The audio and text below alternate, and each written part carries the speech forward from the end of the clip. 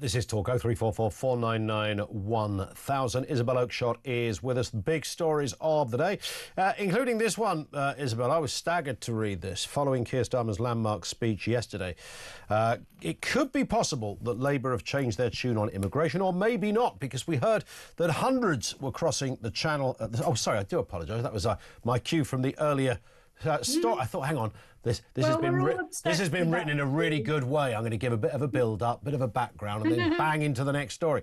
I should have said this. A damning report has found that more than 400 ISIS jihadists have returned to the UK without facing any justice. And it's worth reminding ourselves what Rishi Sunak had to say on this. This is him speaking in January 2024 on this issue. Have a listen. The extremist's own press release said, and I quote, "the Hizb ut-Tahrir legal team led by Keir Starmer." Now, I know he doesn't like talking about them because they've been a client, but when I see a group chanting jihad on our streets, I ban them. He invoices them. Well, it was a nice line, but we're still left with the irredeemable reality here that 400 people went off to fight for ISIS and came back in without so much as anyone asking a question. I mean, it's actually an extraordinary story, this, and it appears to be almost like a kind of loophole that if you do something like that abroad and then you come back to Britain, somehow or other there's no kind of follow through with our own authorities, and it's very, very disturbing. You know, the kind of mentality that encourages a British national or dual national to go off and do this sort of stuff doesn't necessarily just go away because they've gone and got it out their system, gone and fought in Syria or wherever it may be. You know, begging the question, what are they going to do when they come back to the UK? Are they going to continue their jihad in a different way? I mean, you do sort of wonder that, I mean, on the list of things that are illegal, I would have thought that's a pretty clear-cut case, that going off to fight for a terrorist organisation, potentially against the country that you actually live in, is, I would have thought that's right up there. I don't think you need to be a lawyer to know that there's probably questions to be answered on this one. Well, I mean, Shamima Begum rightly paid a terrible price for doing just that. Yeah. And I don't know, I mean, I've read the story. It's a brilliant story in The Sun. I don't know quite why it is that all those on the list, you know, these 400 were able to just kind of melt back into the community as if nothing had happened. I mean, presumably they are very much on the radar of our intelligence services, and you know, there is a reason that we know that there are 400 of them, meaning they're on some kind of list. But it does feel a little bit lax, doesn't it? Yeah, does a little bit, doesn't it? There's certainly questions to be answered there, but let's not hold our breath, because we might be here for some time.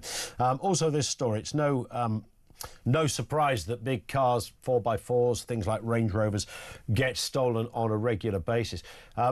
It happened near me, one of the neighbours, exactly this theft. They are very, very sought after in the world of high crime, and shipped off very swiftly, it seems, to other countries. And this is the story of one man called Jimmy Monday, who tracked his stolen £50,000 Range Rover 6,800 miles to Tanzania using a hidden Apple AirTag.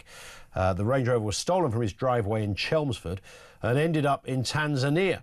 The vehicle was shipped through the Mediterranean Suez Canal, driven across the Sudan, Uganda, and then into Tanzania. I mean, it's great that technology can do this. Didn't get him his Range Rover back, however.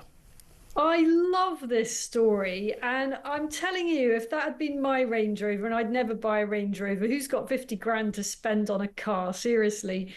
But if it were my Range Rover and I could see it going through the Suez Canal and I knew where it was going to arrive at the other end, and then I knew that it was I think it's in Tanzania now, and it makes the same journey every single day, I'm telling you now, I would be going to Tanzania to recover my car. And I don't know why this guy doesn't do that. It'd be a hell of a story, a great adventure, and he could really shame the authorities on this. It would be brilliant, because he's, you know, those AirTag things do pretty much take you to where it is, and you wouldn't struggle to find it.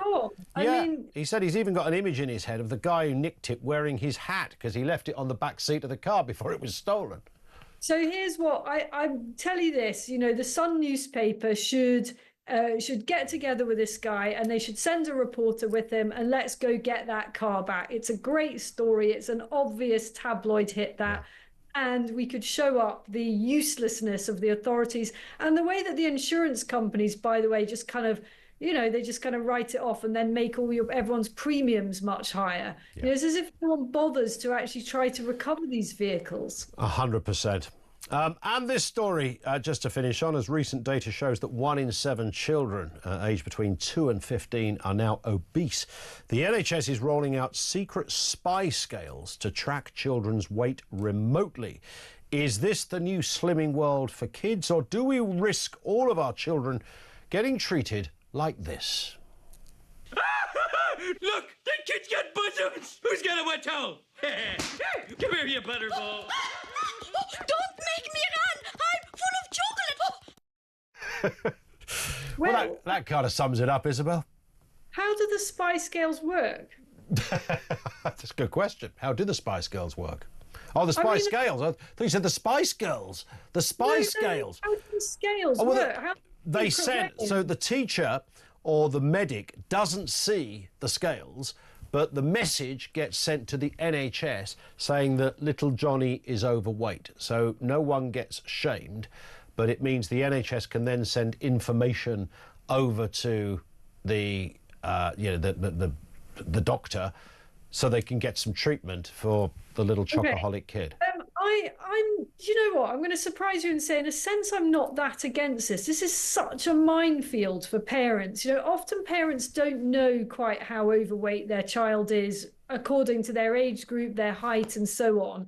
And the last thing you want to do, particularly as a mother of girls, I should say, is have them going on the scales the whole time, is give them paranoias about their weight, is give them any kind of eating disorder, anxiety. So it is an absolute minefield. And we do know that, as you said at the beginning of the story, you know, something extraordinary, I don't know, one in 3 or something, children of a certain age are not obese, but they are heavier than they should be. So I think a much more proactive approach is needed, and any help that parents can get is welcome. We just got to be careful about how it's handled. Indeed. On that point, Isabel, thank you as ever. Isabel Oakeshott is Talk's international editor.